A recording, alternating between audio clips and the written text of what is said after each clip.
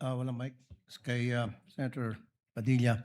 Bakit pag sa kabila pinapayagan sila 5-10 minutes, bakit pag sa amin, sa majority, kinakat agad ni remind pagdating ng 2 minutes? I think nakakalata na kami. So dapat pag sinabing 2 minutes, 2 minutes. Pag sa amin sa majority, pag 2 minutes, pinipindot nito. 2-3 beses. Totoo yan. Pero pag sa minority, umaabot na ng 5 minutes, 10 minutes. At meron akong record yan. Pinapayagan. Why? Thank you. Ang bahagi ng Presiding testimonya Officer, ng witness. hindi pa din po sinasagot ang Lead prosecutor, the response, it's not responsive to the question of Senator Judge Padilla. witness po ay naging halimbawa ng paiba-iba ang sinasabi. Ano pong tawag dito? Di ba po kasinungalingan? This is a hypothetical question, Apo. Your Honor. You are not referring to any particular witness? Si Las Cañas po. Yung inyo pong pinakitang affidavit, Your Honor? alam niyo po, hindi pa po ako tapos, kaibigan. Alam niyo po, napakalungkot po para sa amin na marinig na merong kayong ibinigay na affidavit na nabahiran dito po sa loob ng Senado. Dito sa plenaryo ng Senado ay nabahiran ng matinding masasabi nating kasinungalingan sapagkat magkaiba ang kanyang sinabi. October 3, 2016, sinabi niya walang kinalaman ang Pangulong Rodrigo Roa Duterte. February 20, March 6, na iba na ang istorya.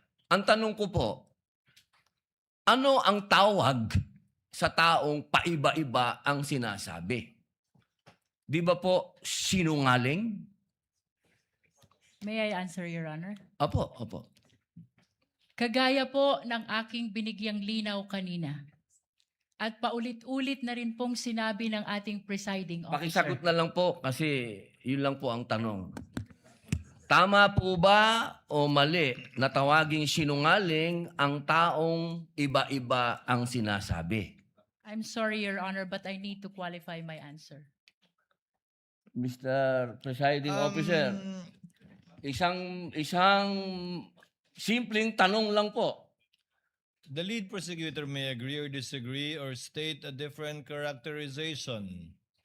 I can state a different characterization if I'm asked by the good Senator Judge. You may disagree or agree with the Your statement Honor. of the Honorable Senator Judge Padilla. Feel free to say no or yes, Counsel. Kagalang-galang ng mga senator judges at sa atin pong mga nanonood na kababayan. Dahil binanggit po ng kagalang-galang na Senador Robin Padilla ang pangalan at ang affidavit ni Arturo Las Cañas, nais ko pong linawin ang kanina ko pong manifestasyon. Ito po ay ipresenta sa impeachment court bilang bahagi ng Presiding testimonya Officer, ng witness. hindi pa din po sinasagot ang Lead prosecutor, the response, it's not responsive to the question of Senator Judge Padilla.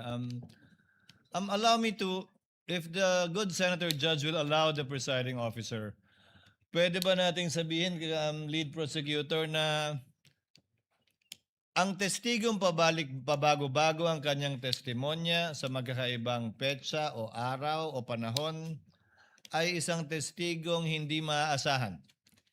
Without particular reference to Arturo Las Sa Cañas, pangkalahatan, I agree with you, Honorable Presiding Officer. Posible nagsisinungaling siya sa isa, nagsasabi ng totoo sa isa, o nagsisinungaling sa isa, nagsasabi ng totoo sa isa, hindi na natin malalaman yun. Tama po ba yan? Without particular reference to Arturo Las Cañas, I agree with you, Honorable Presiding Officer. Thank Maraming you. salamat po, aming ginoong You may proceed, tagapamahalang Senator hukom. Judge Padilla. Opo. Kasi po, katulad po ng sinabi ng aming Senator Judge, 10,000 hours, Pampilo Lacson, Napakaliwanag po ng sinabi niya. At kami din po dito, ako po mismo ay gumawa din ng panukala na dapat yung mga nagsisinungaling dito, yung mga paiba-iba ng testimony na nagiging aming mga witness, ay dagdagan dapat ang sintensya ng perjury. Kailangan amendahan ang batas na yan. Ngayon, bilang pakiusap po sa inyo, sa prosecution, pwede po ba na sana ay maiwasan natin ang pagbibigay ng witness na may kasong perjury? Hindi na po ito si Las Cañas.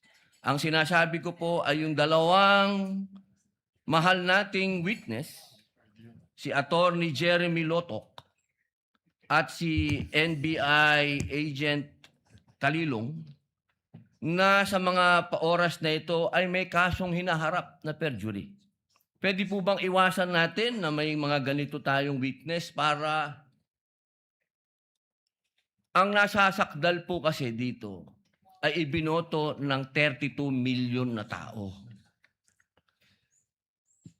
Sana po, aming mga mahal na kaibigan sa prosecution, ay isipin nating mabuti bago po tayo magbigay ng mga witness na may perjury na kaso o nagkaroon po kami ng dahilan na gumawa ng amenda na itong perjury ay amendahan.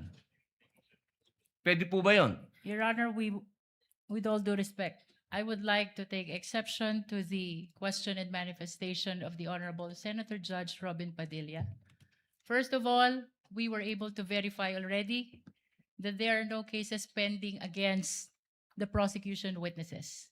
In addition, Your Honor, and only to respond to the concern of the Honorable Senator Judge Padilla, ang conviction po ay hindi ground for disqualification unless it is final and unless it is punishable by more than 1 year and that the crime constitutes moral turpitude.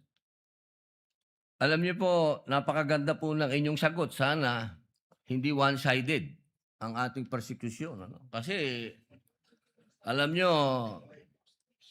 pag kayo ang pagpabor sa inyo,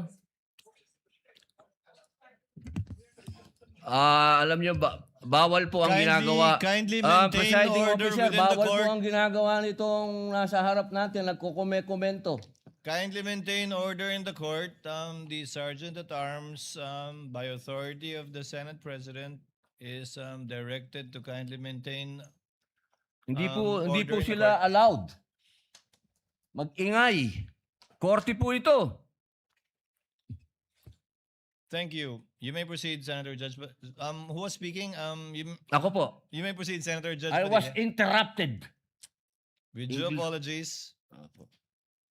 So, ibig niyo pong sabihin, yung mga senator judges dito ngayon na humaharap sa kaso na hindi po pinapayagan ng ombudsman at hindi pa rin sila guilty, ano pong ibig niyo sabihin? Your Honor, with all due respect, ang question niyo po kanina ay kaugnay ng pagtistigo. Testigo nga, Referring to judges the nga yung witnesses of sinasabi the eh. prosecution, Your Honor. Ang usapan po ay yung guilty or not guilty. Okay? So, tatanong na po ako ng bago. Opo. Pwede po ba? May I be clarified, Your Honor, on your last question about the senator you said are facing cases? Lead counsel, I think that was more Alam of niyo a- po, malinaw na po yung sinabi ko and wala po kayong karapatan magtanong Hindi, sa Senator Judge. diliwanagin ko nga po. I think Senator Judge Padilla was making a manifestation and not posing a question to the lead prosecutor in relation to our two colleagues. You may proceed, Senator Judge Padilla. Maraming salamat po, Ginoong tagapamahalang hukom. Pwede na po ba tayong mag-advance ng katanungan? Yes, Your Honor. Apo. Yung pong sinasabi ninyo, bakit nyo po nababanggit ang ICC dito? Ano po ang kinalaman ng ICC dito sa ating pagdinig? With all due respect, Honorable Senator Judge Robin Padilla, kagaya po ng nabanggit ko na, at marahil panglima ng banggit ng presiding officer, nabanggit po ang ICC, kaugnay ng affidavit ni Las Cañas, na ipirinisinta po ng prosecution bilang bahagi lamang ng testimonya ng witness at bilang bahagi ng naging investigasyon ng Special Task Force ng NBI. Maraming salamat po. Senator Judge Padilla will please wind up. You can Opo. avail of a second round if you wish. Opo. Maraming salamat po. So, ibig pong sabihin, malinaw, na kanina sinabi natin na What is the hindi pleasure siya... of, with the permission of Senator Judge and indulgence of Senator Judge Padilla, what is the pleasure of Senator Judge Rafi Tulfo? Walang mic. Kay Senator Padilla. Bakit pag sa kabila pinapayagan sila 5-10 minutes? Bakit pag sa amin, sa majority, kinakat agad ni remind pagdating ng 2 minutes? I think nakakalata na kami. So dapat pag sinabing 2 minutes, 2 minutes. Pag sa amin sa majority, pag 2 minutes, pinipindot nito. 2-3 beses. Totoo yan. Pero pag sa minority, umaabot na ng 5 minutes, 10 minutes. At meron akong record yan. Pinapayagan. Why? Thank you. The comments of Senator Judge Rafi Tulfo is recognized. However, the chair would like to point out that in the impeachment court, there is no majority nor minority. We are all senator judges. And Senator Lacson earlier requested also an additional time to finish his point, which the chair allowed. That's why the chair reminded Senator Judge Padilla to wind up because Hindi. his time already lapsed. Kaya nga, Mr. Presiding Officer, I'm sorry, I do have a lot of respect in you. Yung sa akin lang, kahit na sino senador, kapag dating na ng 2 minutes, pinipindutan ng bell eh. Ako ilang beses na ako nang pindutan ng bell. Nakakairita eh. Samantalang yung iba, hindi pinipindutan ng bell, umabot pa ng 5 minutes. I'm not referring to anybody here now. Yun lang yun eh. Kaya nga kuminsan, binubulungan ko na nandiyan eh. Oy, pindutin mo na yung bell. Para naman makapagsalita yung iba. Yun lang po.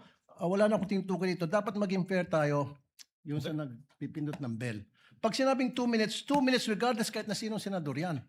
Thank you. The clerk of court is instructed to kindly relate to the bell ringer to kindly be consistent in doing the polite reminder to the senator judges with respect to the time allotted.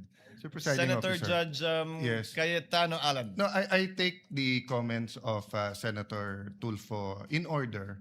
I respect your opinion, but just to put on record, as you said, Senator Lacson a while ago asked for more time, binigay. Walang bell yon. Yesterday, 2 bell sa akin. 2 o 3? Dalawa lang ang bilang ko. 2 lang bilang mo. And maybe the solution is that after the first, isang bell na lang, pero kasi from the start of the impeachment trial, we asked the presiding officer at sabi mo nga, liberality, because then if we can't ask questions, baka magkaroon ng motion or mas lalong tatagal. Maybe you've been doing it naman, but yun nga, yung just ask to wrap up. But konting, we all want to get back to work. There's so much that we want to do. At least, wala ngang majority-minority, but at least wala ngang threat ng kaso sa majority. Kami magsalita dito, parang may sword sa aming nakatutok. So, konting pagbibigay din sa amin ng konting liberality din sa pagtatanong. Yes. But in accordance with the rules, tama naman po yung sinabi ni Senator Tulfo. The presiding officer shall take in advisement the points raised by Senator Judge Rafi Tulfo as well as the point raised by Senator Judge Allen. And in that spirit, kindly wind up, Senator Opo. Judge Padilla. Ginoong tagapamahalang hukom, nais ko lamang pong sagutin ang ating kaibigan na si Senator Rafi Tulfo. Sandali lang po. Kaibigan, mas mahaba kasi yung sagot ng ating prosecution. Ako po ay nagtatanong lamang ng oo ba o hindi. Opo. Pasensya na po. Opo. Kindly wind up, Senator Judge Padilla, but you're gonna Opo. bail of the Maraming second round salamat if there's po. one. Tatalon na po ako. Dito na po ako sa aking kaibigan. Maraming salamat po, kaibigan. Opo. Sa akin pong kaibigan, kay Attorney Matibag, mahal na saksi. Mabilis lang po ito. Ako po ay napunta sa PDP Laban dahil po sa inyo. Tama po. Opo. Kayo po ang kumimbinsi sa akin. Tama po. Campaign manager nyo pa po. Opo. At masasabi po natin na isa kayo sa nagpa-number 1 po sa akin. Tama po. Sa lugar po namin, number 1 po kayo. Opo. Attorney Matibag, sumama po ako sa inyo dahil alam ko na isa po kayo sa arkitekto ng pagkapanalo ni President Rodrigo Roa Duterte. Tama po ba? Hindi po. Sapagkat noong 2016, ako po ay ang campaign manager ng Region 4A ni Secretary Mar Rojas po. Ayun. So hindi po kayo connected nung panahon na yon kay Pangulong Rodrigo Roa Duterte? Hindi po. Opo. Kung kayo po ay nagtatrabaho sa mga iba't ibang politiko, kayo po ba ay matatawag na political analyst o political ano pang tawag po doon? Yung mga nagsasagawa, nagpapatakbo ng politika ng bawat politiko? Well, maaari pong matawag na tayo ay tumutulong sa ating pinaniniwalaan na kung sino po ang dapat manungkulan sa ating bayan. Opo. Ibig po sabihin, pwede po kayong gumawa ng isang kandidato at manalo. Makatulong lang po. Sapagkat ang paniwala ko po, hindi naman po isang tao, lalo na ako, ang magpapanalo ng isang kandidato. Opo. So ngayon po, masasabi po natin na pwede po kayong magtrabaho bilang isang political operator? Ano po bang konteksto ng political operator? Ang ibig ko po sabihin, ako po ay nasasama sa isang political party noon. So tumutulong po tayong maipanalo ang isang kandidato ng political party. Opo. Maipanalo lang po? O ano po ba ang trabaho ng political operator sa Pilipinas? Pwedeng gumawa? Pwede din sumira? Well, ang political operator to be successful, kailangan po yung kanyang sasamahan ay magtagumpay ang kanya pong laban at advokasya. Okay. Yun lang po. Maraming salamat po, kaibigang attorney. Thank you, Senator.